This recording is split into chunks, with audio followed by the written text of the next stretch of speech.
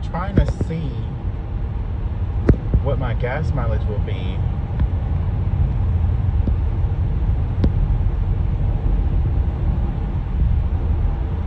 So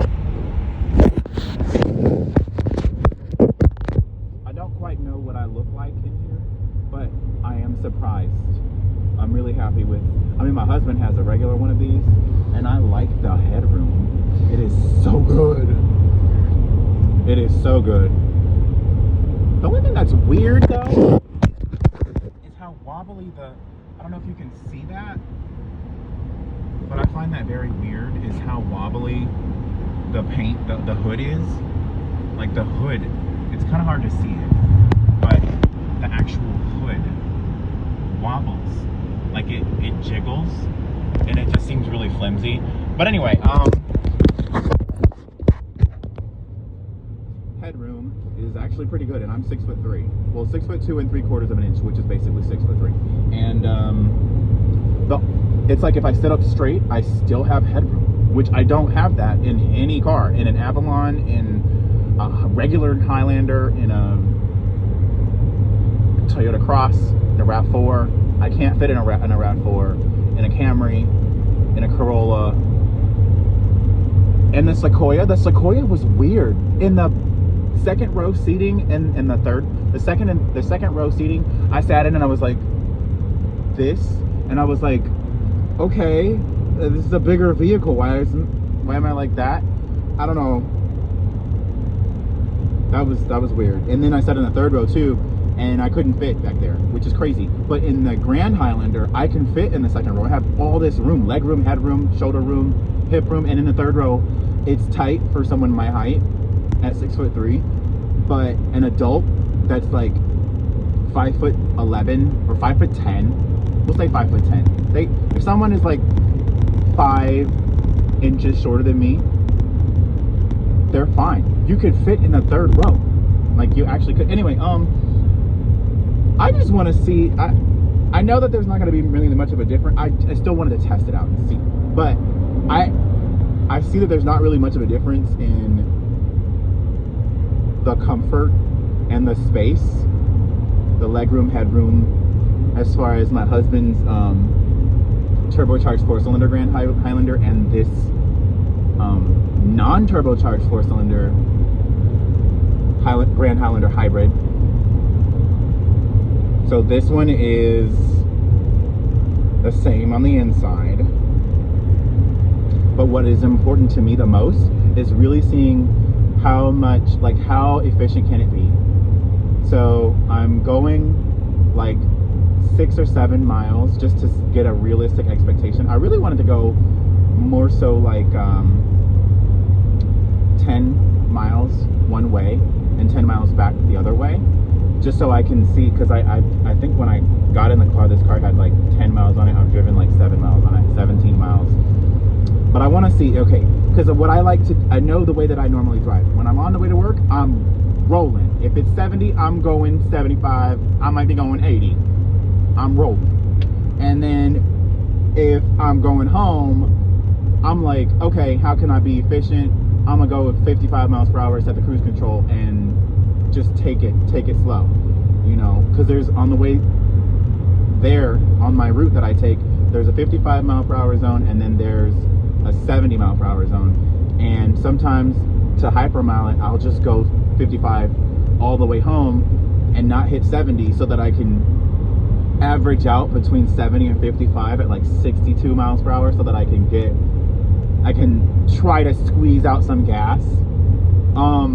So that's what I'm gonna do, is I'm gonna kind of test this out and just see like a realistic expectation for the Grand Highlander hybrid, non-turbocharged hybrid fuel efficiency. If you are a hypermiler, that's what this video is. It's for people who are like, how can I squeeze every drop out of this powertrain to get it super efficiency? And then also on the way back to the dealership, I'm gonna do like 70 miles an hour, or I think a realistic expectation, or a good test, I was gonna say 70, but I think I should do 80 in a 70 zone. Or is this no, yeah, this is a 70 zone. So I'm good. But I think I should do that on the way back to get like a realistic expectation. Like, oh hey, if I'm passing people, if I'm rolling through here, like what is the gas mileage going to be? And also like if I'm just chilling and I want to be super efficient, what's a realistic expectation? Yeah, it's 70. Okay, cool. Oh, and it tells you on here, on the screen, on the dashboard, it tells you speed limit 70. That is cool. Okay, so I believe it had 7 or 10 miles on it when I got in the car. I'm not really sure, but I believe I'm actually hitting that 10 mile per hour, or that 10 mile mark that I was trying to reach. And because I'm at 19 miles now, and I just want to go up like a few more exits. I want to reach like 23, 24 miles, and then I want to see, okay, if I do that, if I know that I've gone 10 to 15 miles and I've consistently used cruise control and it's consistently maintaining that same speed I have on the air conditioning, it's not on passenger, I don't think is on, let me see, is it on? Oh, it was on. Well, if I turn it off, it might be even more efficient. The air conditioning is set to both sides for the front seats at 68 degrees.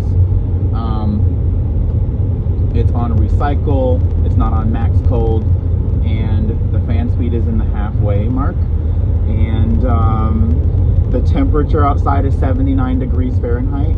So the temperature is 79 degrees Fahrenheit.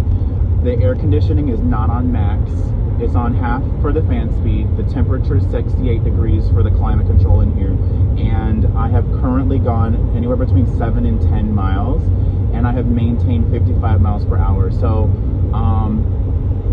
it's kind of warm outside. I'm going kind of slow, but I'm consistent. I'm not speeding up and slowing down. You know, like those drivers that just, you're behind them and you're like, okay, we're slowing down. Now we're speeding up, and no, I'm going, using the cruise control. It's set to 55. We're not going any faster, any slower. And also the way that I accelerate is I try to keep the tachometer as low as possible. I try not to use more than 25 to 30% of the powertrain's power output, to try to keep it in that efficiency range.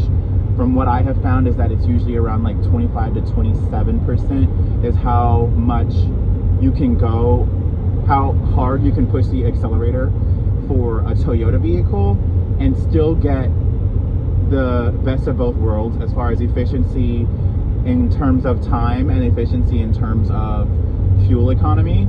And so that's what I'm doing. That's also important to know. How hard I accelerate or how gently I accelerate. What is the speed I'm going? Am I consistent at that speed? What is the temperature outside?